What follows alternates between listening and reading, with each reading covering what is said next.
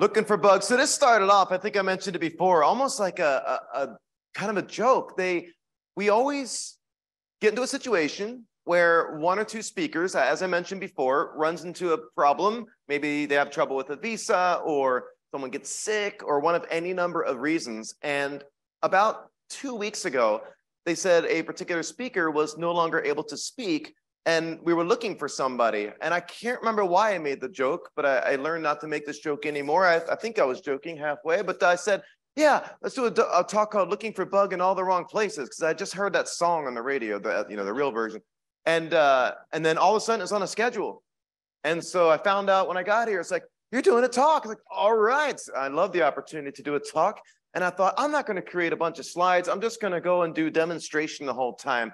Because there is this question I often get from people, especially after teaching courses on vulnerability research and discovery. They say, we always talk about like weaponizing things once a vulnerability has been discovered, or how to modify vulnerabilities and exploits and things like that. But we never go too much into how to find the actual vulnerabilities.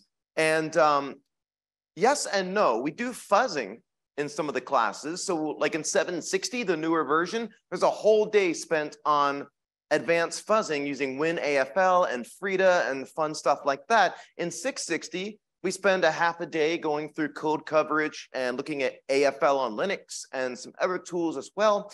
And but we don't go so much through the static analysis method of finding bugs. Now, a lot of times you hear static analysis, you think doing manual code review or using a code review tool like Fortify or some other one out there.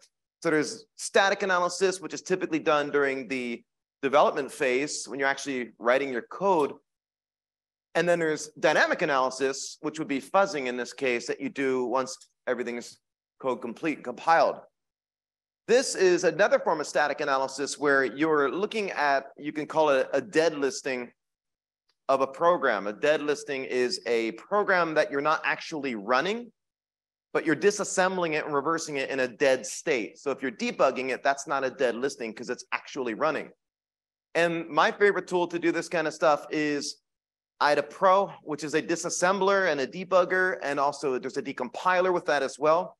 And there are other many great ones out there, like Ghidra is a free one released by the NSA years ago. There's Hopper, Binary Ninja, so on and so forth.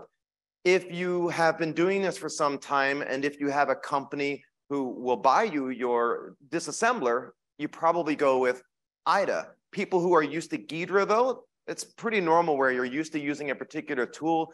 You're not going to be too compelled to change if you don't have to. I like IDA because it has a ton of features. It's the most mature. It's been out there for a very, very long time. There's a lot of user community support. So there's a contest every year that Hexrays, the company that makes the product, runs, and they give prizes out to the best plugins or scripts. There's support for dozens and dozens and dozens of processor architectures, most of which you'll never, ever care about, like old gaming systems and phones and different obscure stuff. But of course, the more common architectures like Intel or 64-bit Intel or x86, ARM, MIPS, different Motorola processor architectures and such. So it does that. And I think I mentioned the other day that some people who don't have a software development background will find it more comfortable, which is kind of odd, but happens so much where it's not really odd, I guess. They're more comfortable looking at disassembly versus looking at the pseudocode, because the pseudocode you're looking at in a decompiler feels a lot more like C++ when you're looking at it with these big Microsoft applications or DLLs or drivers. So what I want to do then is I picked on this function yesterday. Which one was it? Memcopy. Yes, memcopy. And I said it's not memcopy's fault. It's just that function that's in the wrong place at the wrong time a lot of the times. And I want to teach you, hopefully, I want you to leave here today feeling more comfortable about, I think I know how to go and find bugs from a static perspective. And obviously fuzzing is automated, so it feels like you're not wasting your time. You can go and do other things while the fuzzer's running. And no one who's done it before is going to argue with you that fuzzing is a fantastic technique and tool and so on and so forth, that you can use to find bugs. WinAFL and AFL in general has done an amazing job finding bugs. It's almost unfair when you run AFL against someone's binary. It finds bugs all the time. Like no application is spared. It's found bugs in Chrome and Firefox and Edge and other big applications out there, like Linux-based apps and Windows-based apps. The problem with fuzzers is that when a crash occurs, that's the easy part. The easy part is getting a crash to occur with a fuzzer. Now, if you haven't gotten a crash to occur before, you might disagree with me. But as you get more experienced in it and you have more luck with it and you get better at it, you will learn that finding bugs is not so bad. Now, the bugs you find are most likely not vulnerabilities for the majority of the time, unless you get lucky or you kind of use intelligent fuzzing where you do lots of code coverage and such and research ahead of time. One of the benefits of fuzzing is if you, depending on the technique you use, you don't have to know anything about what it is you're fuzzing. Let the fuzzer loose, it will go and find bugs. But that means when a crash occurs that you really don't know what you're looking at because you don't have much familiarity, most likely, with what file format you're targeting or what network protocol you're looking at or what driver. And so fuzzing's great. When a crash occurs, then the hard part starts. Easy part, finding bugs. Most bugs are not vulnerabilities. That's what you have to determine. Is this bug a vulnerability or not? You don't want to be wrong. You don't want to tell people this is just a bug. It's just a crash condition. It's not exploitable. Because if you're wrong and someone else is able to weaponize that, then they're going to discredit you a bit, right? Depending on your attitude. I think someone mentioned earlier yesterday or the day before that they remember me telling a story about this one individual who posted on an old site called Millworm, which is now ExploitDB, and posted up there, I found this bug. It's a denial of service condition. And this is the worst, something like this. Don't bother trying to weaponize it because I couldn't. That sounds pretty conceited, right? So when you do stuff like that, depending on who's watching, someone might come along and want to make you look like a clown. And that's what happened in this case. This individual, very interesting name, strange parents, Phantasmagoria, found that he could weaponize this vulnerability and posted it back up and discredited the individual with the ego. So it's important not to have ego in this industry. A lot of people, when they get really good at weaponizing vulnerabilities and stuff, it goes through their head. Don't let that happen. It's not good. And so the hard part, determining whether or not you can weaponize something. And getting into the context of the vulnerability is hard. You need to set up a debugging session, and this oftentimes requires writing your own RPC client if that's the target, or one of many other things. Or if it's a file format, you need to really understand something like the PDF file format. A lot of this stuff is undocumented. This is where oftentimes development experience becomes more of a requirement because you might have to write a client to interact with the server, the process that you're trying to hack at. Once you're able to do that and interact, then you've got to get the breakpoint to be triggered. Like you set a software breakpoint, which is basically you're saying this line of code in assembly, I want to pause. I want to have an opportunity to inspect what's going on at that moment in time.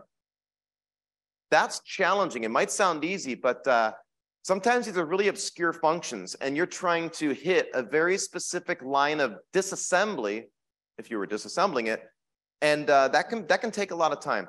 And so let's say once you get there, you're like, oh, great, I hit the breakpoint finally.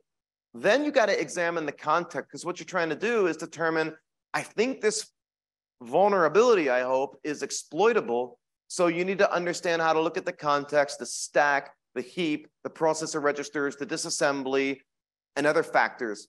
And it just gets time consuming. So fuzzing is one path you can take. I've had probably equal amount of success with static analysis techniques, which also could include writing something like an IDA Python script. That's the nice thing about the IDA SDK and the API. You can interact with it with Python or other languages and you can dynamically go in and look for stuff and cut down a ton of work, a ton of your workload. So what I want to do in this session, again, sans instructors talk too much. I'm at 30 minutes left, so I got to get moving here. I want to show three things, I hope. When I found out that I'm doing this talk, I spent a few minutes. I was like, what do I want to show? I'm going to show an easy bug first that's exploitable, that's old, but that doesn't mean anything. We're looking at the memcopy calls. And then I'm going to show you DNS sig red and the memcopy involved vulnerability there. It's not memcopy's fault. And then I'm going to go in and we're going to look at something I haven't had much time to play with. I wanted to pick like just a random DLL. And I wanted to put myself in the uncomfortable position of trying to look for where potential 0 days could hide in front of you without really any prep. And hopefully we're not going to find a 0 day probably in 30 minutes, but we will find some locations where I can guarantee you we'll see some spots and I'll say, there's some in there because it should be obvious if we do it right.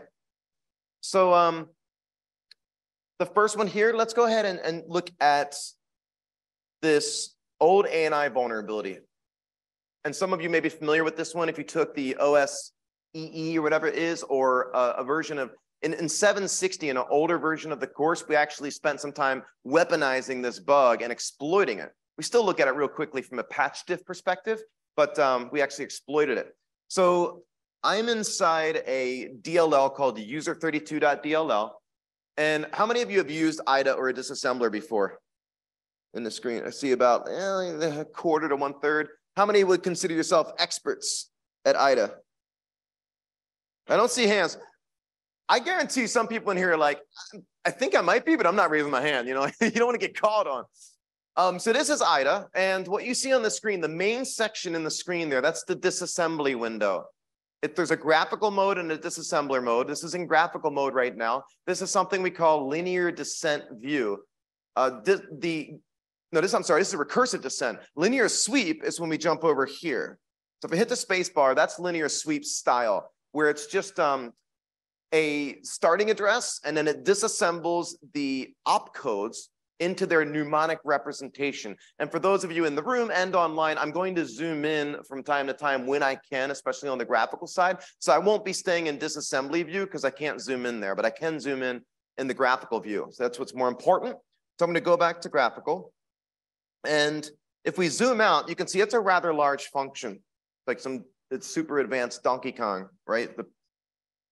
Down here, and the barrels are coming down. So you can click on one of these squares, and you can hit 1 to zoom in, and like 2 zooms you in further. And you can see the disassembly. We can't see the opcodes because IDA by default doesn't want to show you those because it thinks you don't want to clutter up the screen. You can easily, I'll turn it on for a second just to show you. So if we go to Options, General, over here to number of opcode bytes, I'll put max of 15. We say OK. And now you can see the opcode bytes. So those are the machine code. That's the opcodes. That is then disassembled and transformed into its mnemonic representation, which is what you see on the right. So over here, that's a different one, but that's fine. Let me just jump down to another one. So right here, you see the opcode 48, an Intel x86 64-bit that disassembles into the mnemonic decrement. That's the instruction, decrement. And then EAX, extended accumulator register, that is the operand. So there's instructions, operands, and sometimes operand values. And it's a variable length instruction set in x86 and x86 64. Some instruction sets are aligned, like ARM. It's either 2-byte thumb instructions or 4-byte instructions, but they're 2 or 4 bytes wide. In x86, it's variable length, which if you're familiar with return-oriented programming, makes that a lot easier for us, but we're not going to get into that. So what I want to do is, we're not going to do a teaching IDA session here, and it just would take too long. I'm going to go to our import address table. So the import address table, if you're familiar with Linux, this would be called the procedure linkage and global offset table. We're on Windows, so this is the import address table. These are the dynamic dependencies that this DLL that we're looking at has on other DLLs. We don't want to repeat our code all over the place. So we have dependencies on other DLLs and we import them or load them in. And then we dynamically link the functionality so we know where it is. So I can't zoom in right here because Zoom, if you use the Windows Zoom, it crashes IDA right now, and I don't know why. But just know that what I have highlighted down here out of all these imported functions, there are hundreds of them, is memcopy, M-E-M-C-P-Y. So when we double click on it, it's going to take me into the import section, and I'm simply going to look for cross-references. So I'm looking for cross-references back to the callers. What I'm looking for, where in this DLL are the callers to memcopy? And as you can see, I don't expect you to read it, and that's fine.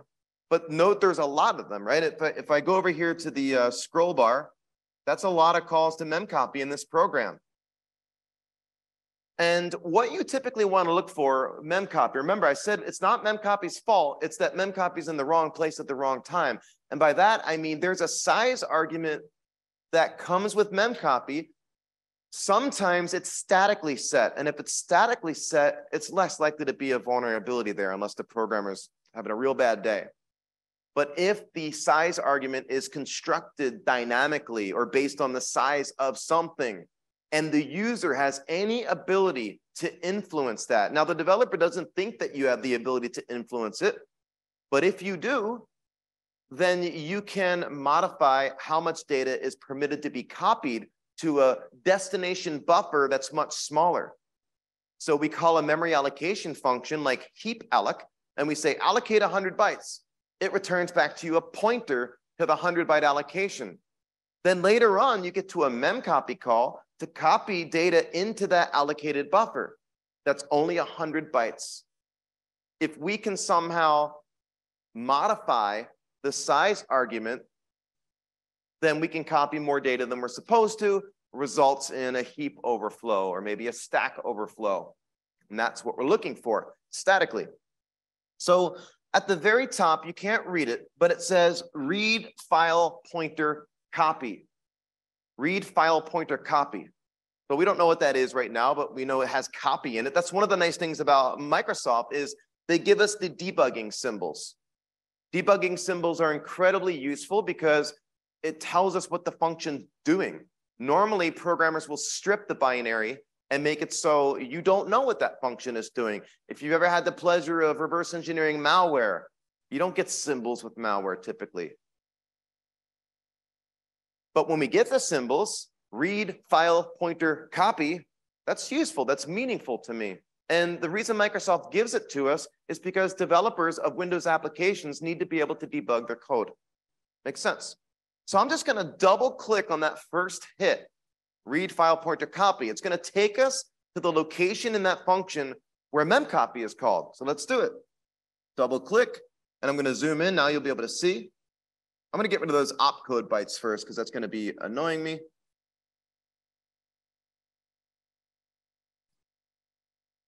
All right, now we are at the call to memcopy right here. So it says call memcopy.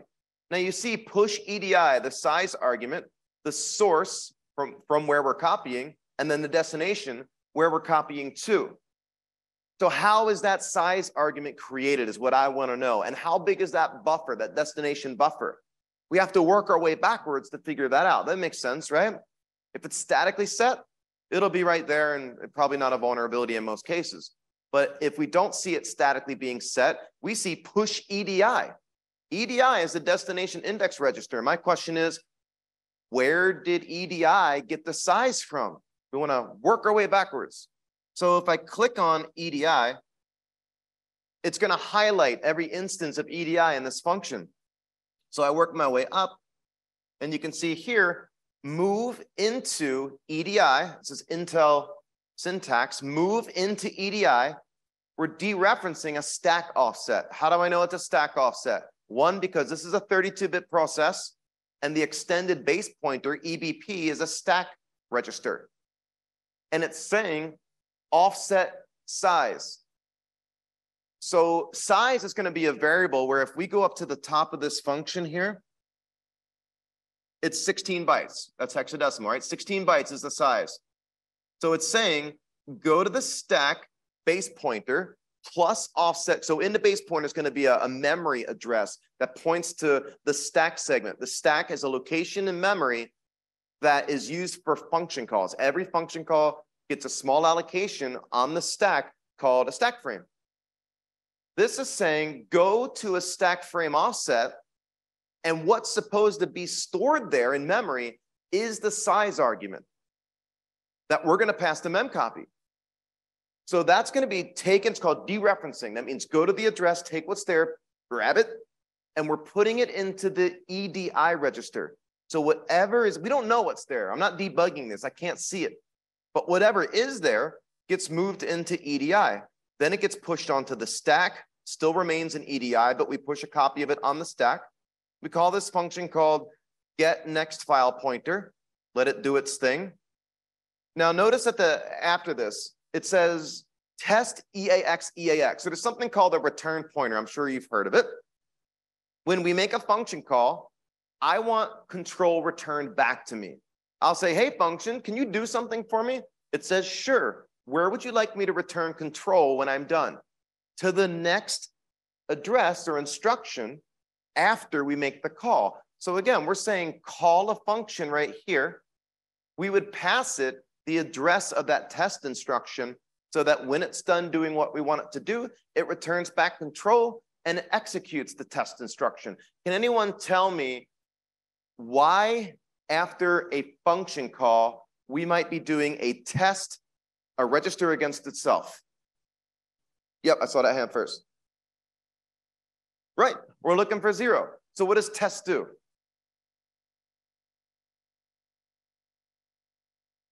Right, test does a bitwise AND. So oftentimes the test instruction checks to see if a certain flag or bit is on. I'll give you an example. We're all familiar with packets, I'm sure. There's a SYN flag, a FIN flag, a push, an ACK. And there is a field in the TCP header that stores those flags, right? The position in that byte is the flag's position. So for example, reset flag, if it's on, it's a 1, if it's off, if it's a 0. So it's positional. Somewhere in that field is the specific bit that's associated with the reset flag, the FIN flag, the push flag. So if we want to check to see if a flag is on, we can test a specific value against what's in that field to see if it's on or off. And it does something, it sets something called the flags register, which is separate. But in this case, test is saying check for a 0. It's saying test it against itself. We don't want a 0. That probably means it failed. You'll see a lot of times when you do a memory allocation function, on the return, upon return, it says test the accumulator register, EAX or RAX, against itself. If it's anything but a 0, there's a flag in the flags register that won't be set. Otherwise, it will be set. So we want to make sure it's not a 0. Look at the next instruction after that test. It says JZ, not the wrapper. It's jump on 0. So if the test instruction resulted in a 0, then it says take the jump. Go to the green arrow. And this green arrow, watch where it takes us. Down towards the bottom of the function. So that means something failed. So we don't want to take the jump. We want to get down here and get this call to memcopy. Well, that's another call to memcopy. There's memcopy calls all over this function. So remember, we talked about we are looking on the stack to grab the size argument and move it into a register, and then we're passing that register or value to the memcopy function. That's telling memcopy how much data you're allowed to copy. So here's the problem. It's on the stack. Looking at the timer. Wow, time flies. It's on the stack. If it's on the stack, it's not a guarantee, but there might be a chance that it's user influenceable. We might be able to do something that messes with it. Now, we still don't know what's going on. We just saw a memcopy call, and we're tracing it back to see if it might be a problem. And what we've learned so far is that it's picking up its size argument from the stack. That's all we know right now. So let's go back. I'm going to look at my cross-references to this function to say who calls it. It says there's one called read chunk, load ANI icon. So let's just go and load ANI icon. And in here, I'll zoom in a bit. Here's that call to read file pointer copy. And we know that the read file pointer copy calls mem copy. So we're working our way back. If we go up above this, we see that there's a compare instruction against RATE, rate. So what's stored in EAX? EAX is a 32-bit or 4-byte register. It's comparing what's stored in that 4-byte register against a 4-byte string, rate in this case. Right above that, list. The processor's hanging here for a moment. And then we'll scroll up a bit more. And there's another one, compare SEQ or sequence. So we're seeing these little tags, and it says if that tag is there, take the jump or don't take the jump. So if we jump over to a browser real quick, and we just start typing that in, jump, or not that, sorry, list, sequence, rate, that should be enough. Let's grab one more, maybe that's not enough. Rate, list, acon is another one, another wrapper. AKON. So list, sequence, rate, acon. ACON, what did I type in? Oh, all right. So animated format, that's what I was looking for. So animated format. We go in here and it says introduce animated cursors to Java. Why not? We go down, we see, oh, look, riff, acon, list, info, all these little tags it's looking for. We go down further and we see this structure down here. It says it's an animated header structure. And look at the size of this structure. It's a bunch of double words. How many specifically? 1, 2, 3, 4, 5, 6, 7, 8, 9. 9 times 4 is 36, or hex 24. Okay, so let's go back over here. Now, I'll show you something interesting. We're going to look at more cross-references. Load cursor icon from file map. So we jump back to this function. We work our way up a little bit. And right here is a check to see if ANIH is there, animated header. We just saw that structure. And down here it says compare hex 24. What do you think that is? It's the size of that structure, right? So the size of the structure is supposed to be 24 hex. Look what it does afterwards. It says call read chunk. And read chunk, guess what it calls? Read file pointer copy. Guess what it calls? Mem copy. What I just showed you, that check against 24, was a patch that was made earlier on against this DLL. Microsoft missed another opportunity for that same bug, because if we go back to the original mem copy in the import segment, and we look at the cross references, work our way back to read file pointer copy, go back up here, load ANI icon. Here's another call to read file pointer copy. That's the first one we looked at. We go back up here, and you can see it says check to see if rate is there, if list is there, and those other tags. There is no check to see, work my way back up. There is no check when we call read chunk, which calls read file pointer copy, which calls mem copy. In this bit of code,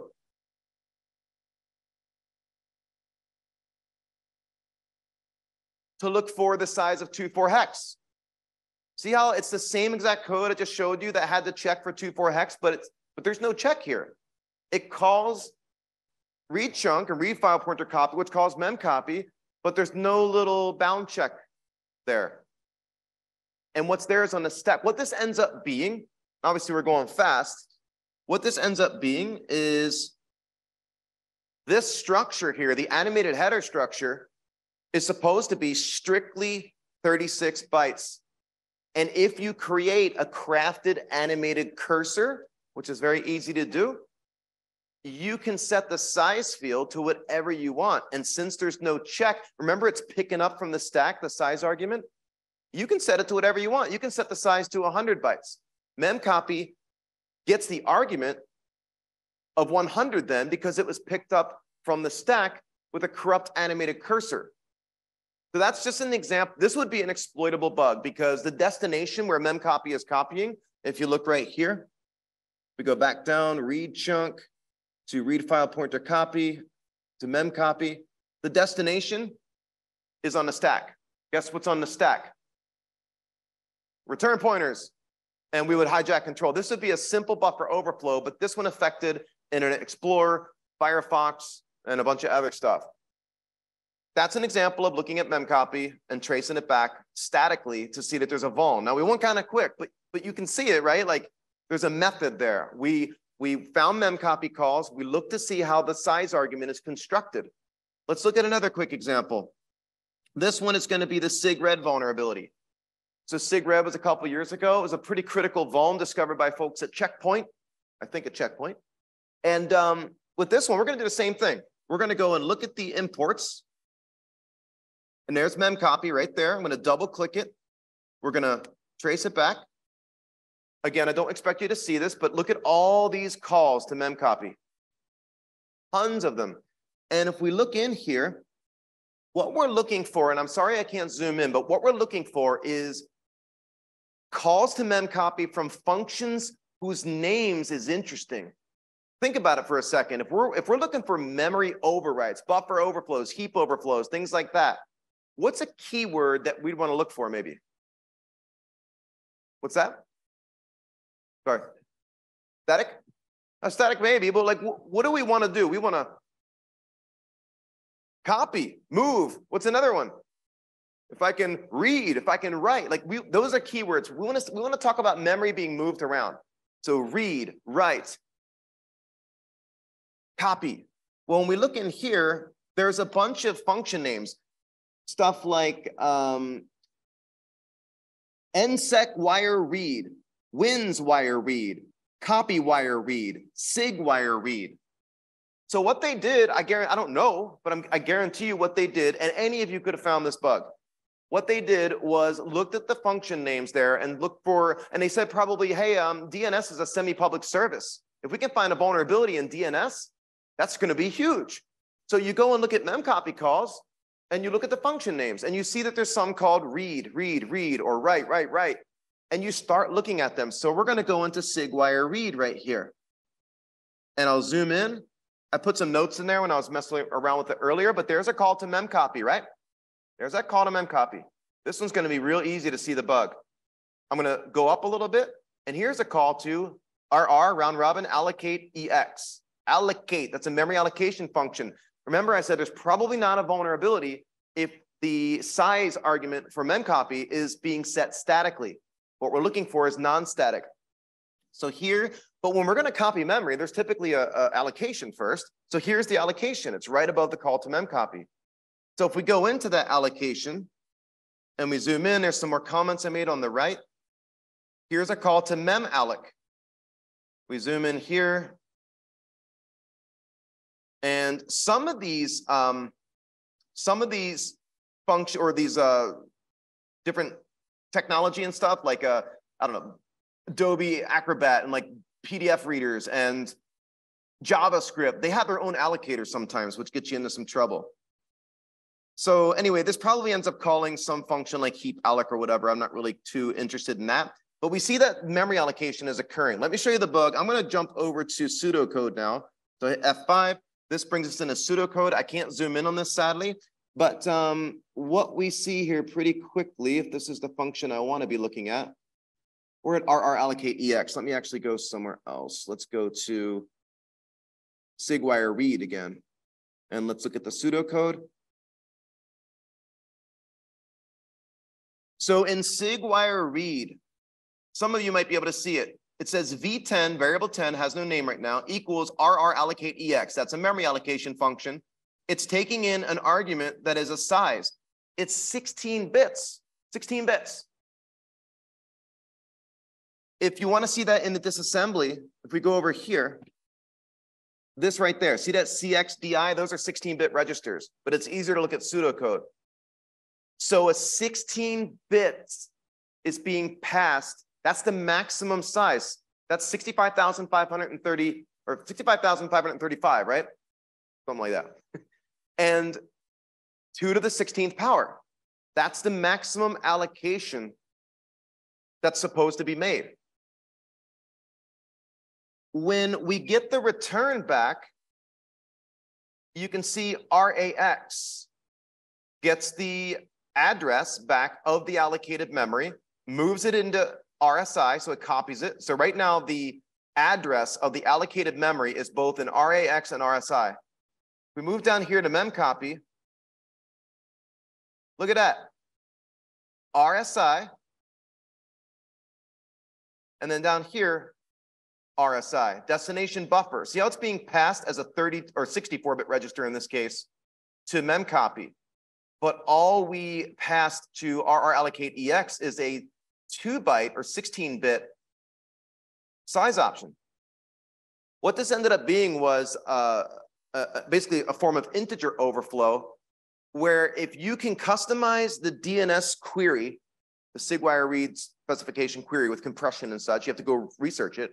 If you can modify the size so that it rolls over 2 to the 16th power, what does it become?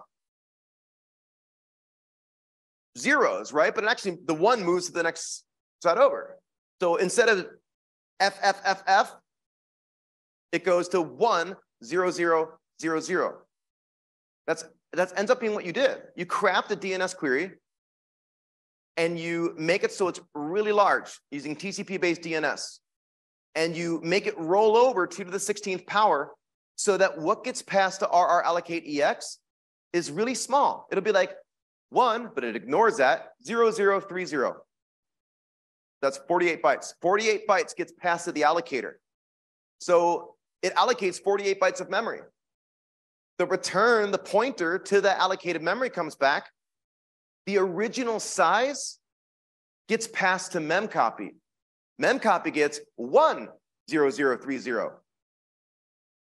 So now memcopy is going to happily copy way more data than was allocated. And it's going to overwrite stuff on the heap. And it ends up being a heap exploit. So it was an integer overflow that led to a heap overflow due to having the ability to modify the size that's passed to memcopy. So you see how that works, at least from a high level? The allocator only took in a 2-byte argument. So if you roll over 2 to the 16th power, that 1 goes to the left and it gets 0030. Memcopy gets the original size, 10030, heap overflow. So that one was exploitable and a neat one. And I actually did the patch diff here on this one to show you what they did for the patch code. So on the patched side is on the right. And right down here, look what they are doing right there on the right. Move FFFF into register 9, compare it to RDI, and jump it above. It's checking to see if the actual size of that register is greater than FFFF. That stops the integer overflow. See how it works? Then it won't let you go and do the allocation. They're pretty neat. That's an example of a patch they made. We're going to real quickly look at the 0-day possibility. So I'm going to go over here to another guy, and this one is MSTSCAX. This is Microsoft Terminal Services Client. Very complex. And so when we go in here, guess what we're going to do? We're going to look at the imports table for what? Thank you, memcopy. So we go down to memcopy, I double click it, and we look at the callers. And there are a ton of callers here, lots and lots of callers. So I'm going to start at the top here and just go down. We're looking for read, we're looking for write, we're looking for copy, same thing as before. This is complex. There's a lot of classes in here with subclasses as well.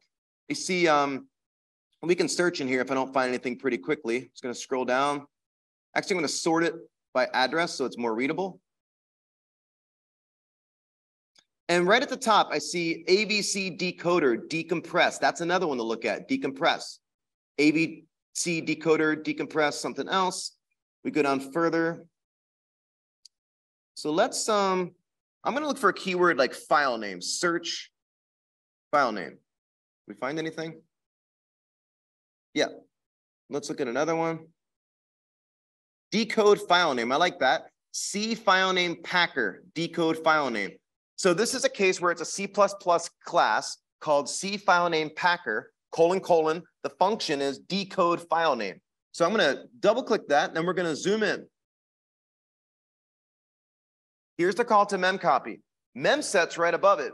So they actually taken the exact same arguments because memset just initializes what's there to all zeros, most likely.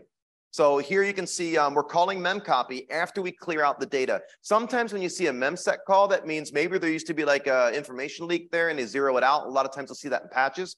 But we are memsetting and then we're allowing the copy. What I want to know is, what is the size? How's the size getting there? We scroll up here. Here's a call to an allocator. Okay, so let's look at the pseudocode on this one because it's going to be faster for me with this time constraint. Inside here, let me just find where is the call to memcopy. There it is, right there. I'm already on it. So if I click on variable 8, which is the size argument, oh, no vulnerability. This is what I was saying before. Look at the, I know it's small, but it says system mem allocate. V8 is being taken in as an argument for the size. Then V8 is being taken in as an argument for memcopy. Then V8 is being taken in as an argument for the size for memcopy. So alloc, memset, memcopy all get the same size. There's no vulnerability there. We can't change that. So let's skip on this one. Let's look for one more real quick. I'm going to go back to memcopy again, and then we're going to look at the callers. This time I'm going to look for, I'm going to search for decompress. So search, decompress, or decode. We work our way down, we see, now the reason I said this is where it gets a lot more complex. You are looking for the most complex option possible. In other words, the size argument being constructed, you want it to be really annoying. You want to look at it and be like, oh man, that looks miserable. That's the one that's got the bugs in it. Because more than likely, if the size argument is being constructed based on some crazy algorithm or crazy decompression, decompression is complex. So if we can figure out how the size argument is being constructed through this decompression routine or routines, more than likely there's going to be a bug there. So let me look at a couple more spots here to see if there's anything really interesting. There's so many decoders in here. C file name Packer. Let's try that one because I see Packer in there too. So I'm going to double click on that. And this one's going to be, nope, that was the same one. Go back here. Are you kicking me off? Bear, do I have a minute? -3. So give me a moment. Give me a moment. I'm going to finish up here. You'll do this at the time. Yes, yes. I'm almost done. I just want to show you like where I guarantee you there's something in there. Search. I'm looking for something just complex. CDRP Win audio codec. Oh, that sounds annoying. Win audio codec. Codec code's got to be painful. Let's look at that one. So we look in here, and I'm going to zoom in. Here's the size argument, right? Now I want to know, how does EBP, which is then copying the size argument into register 8, get it? If we scroll up a bit, I don't see EBP anywhere so far. It's over here. Let's keep looking up. This one's going to be a lot. Oh, that's good. Look at that. Move into EBP 10000. That's going to be just over 65,536 is what that is, I think, right? Yep, 65536. That gets moved into EBP. Then you see a compare EBP against register 14. Jump if not below. If not below, we take the green arrow. That means greater than 65,536. If that's what's in EBP as a size, follow this arrow. And it says continue downward. We see calls to convert C audio master, all kinds of painful reversing that you could do. And working our way down, eventually we get down to that memcopy call. EBP's right there, so the size argument gets moved in. I got to move on, but that's a huge allocation. 65,536. If you're above that, go this path. Memcopy is going to copy a giant amount of data. How much memory was allocated? We'd have to trace this through. But what I'm saying, last thing, inside these codecs, inside these decompression routines, these crazy graphical drivers, the terminal services stuff, the clipboard that we saw before, it is complex code that is doing all of that. The chances for 0 days in here are Absolute. There are absolutely 0 days in there. And it's all because the size argument being constructed and passed to memcopy is not easy to determine. And it's too hard for the developers to be able to do that as well. So to just take a chance. But sorry, I had to speed up there at the end. We could spend a lot more time, but that is the end of my presentation. If you want to chat more about it, I'll hang out for a bit. But we are going to go ahead and terminate the ceremony now. We're going to end the thing.